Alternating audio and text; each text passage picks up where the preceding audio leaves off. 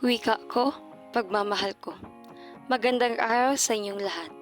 Ako ay si Ante Rose D. Fernandez at ngayong araw ay nais kong ibahagi ang isang mahalagang advokasiyang dapat nating isapuso, ang pagmamahal sa wikang Pilipino.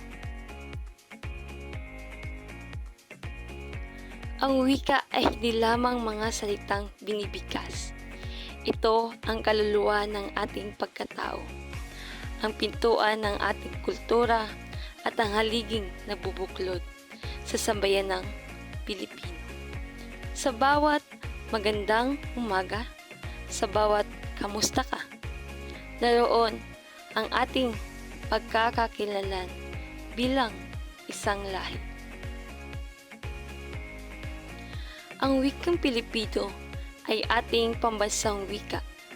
Ito ang tulay sa pagkakaunawa ng bawat Pilipino, mula Batanes hanggang Tawi-Tawi, sa pamamagitan ng ating wika na ipapahayag natin ang ating damdamin, pangarap at adhikain. Kapag ginagamit natin ang wikang Pilipino, ipinapakita natin ang pagmamahal sa ating bansa. Ngunit sa modernong panahon, dumarami ang kabataan mas komportable sa paggamit ng banyagang wika. Sa paaralan, sa social media, at maging sa pag-araw-araw na usapan. Hindi naman masama ang paggamit ng ibang wika, ngunit huwag nating kalimutan ang sariling ating wika. Dahil kapag nakalimutan natin ito, parang itinatkwil na rin natin ang ating pinagmulan. Totoo, marami sa atin ang nahihirapang gamitin ang Pilipino lalo sa mga formal na usapan. Sa mga paaralan, madalas English ang medium of instruction. Sa trabaho, halos lahat ng dokumento ay nasa banyagang wika. Ngunit isipin natin ito, kung hindi tayo gagamit ng sariling wika, sino pa? Kung ang kabataan ngayon ay masasanay lamang sa wikang banyaga, paano na ang mga salitang kumakatawan sa ating damdamin, sa ating pagkatao? Gaya ng bayanihan, pakikipagkapwa, utang na loob at malasakit. Ang mga salitang ito ay walang eksaktong katumbas sa ibang wika, dahil ito ang ating kaluluwa bilang Pilipino. Kaya't ngayon, nananawagan ako sa bawat isa, mahalin natin ang ating wika. Gamitin natin ito, hindi lang tuwing buwan ng wika, kundi araw-araw. Magsimula tayo sa simpleng hakbang. Gumamit ng Pilipino sa mga talakayan sa paaralan.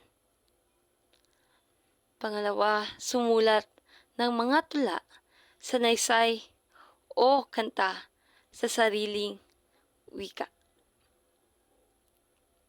Mag-post sa social media sa Pilipino.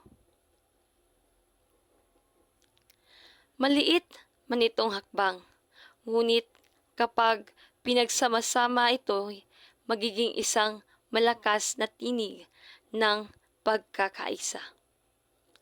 Tandaan, ang advokasiyang pangwika ay hindi lang proyekto.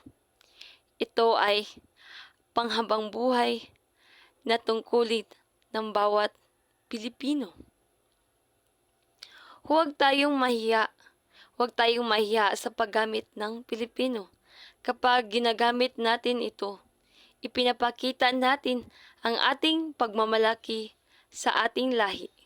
Ang mga dakilang Pilipino, sina Jose Rizal, Andres Bonifacio, at Apolinario Mabini ay lumalaban gamit ang wikang kayang maunawaan ng masa.